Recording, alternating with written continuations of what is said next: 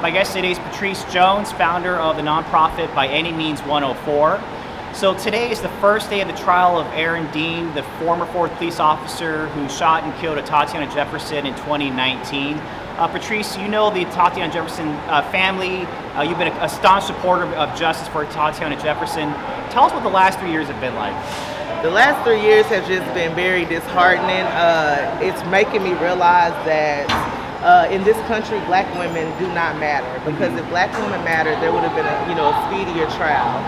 It's been very draining to continue to fight for a family that has not seen justice for over 3 years, especially when we had an uprising in May of 2020 after George Floyd and Breonna Taylor, and those trials are long over with, and Tarrant County continued to delay to give justice to Tatiana Jefferson's family. So it's been a draining, disheartening, sad process. I'm from Fort Worth, and I'm just very disappointed in the city and the county for the slow response, and justice delayed is justice denied. And that's what I feel like has occurred. It has not feel like, that's what has occurred with Tatiana Jefferson, and Aaron Dean facing his fate for murdering her. So for this week's the Aaron Dean trial, as we all know, the jury has no black men or women on it.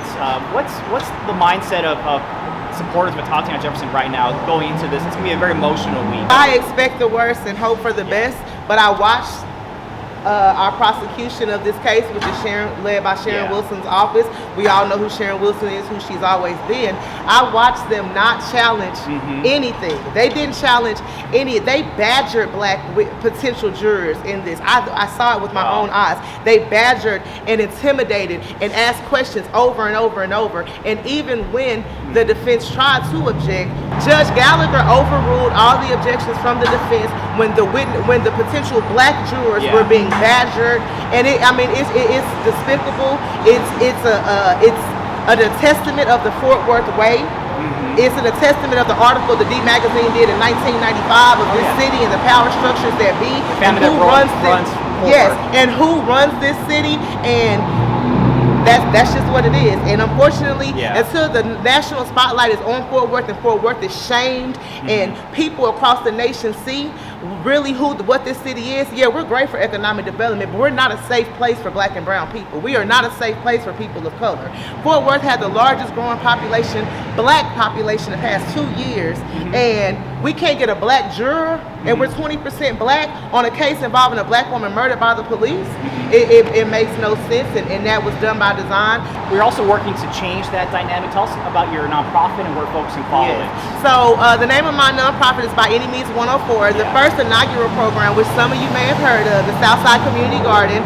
We currently have 64 gardens serving over 220 people in 76104, the zip code with the lowest life expectancy not only in the state but in the country. Also has the highest infant death mortality rate for black women. That area ironically used to be known as the Black Wall Street of Fort Worth, so I don't believe that it's by chance that area now has no resources, no equitable anything, no grocery stores, health clinics, pharmacy. So my organization, we're trying to bring equitable resources back into 76104. We are trying to bring health clinics, health awareness. We're doing health screenings, helping people grow their own food. We have a whole program from seed to table. We're doing healthy cooking classes, group fitness classes, and really just trying to extend the longevity in life in a community that's 42% Hispanic and 37% African American. Okay, great. And social media plus? So Instagram, we're Southside Community Garden FTW. On Facebook, we're Southside Community Garden.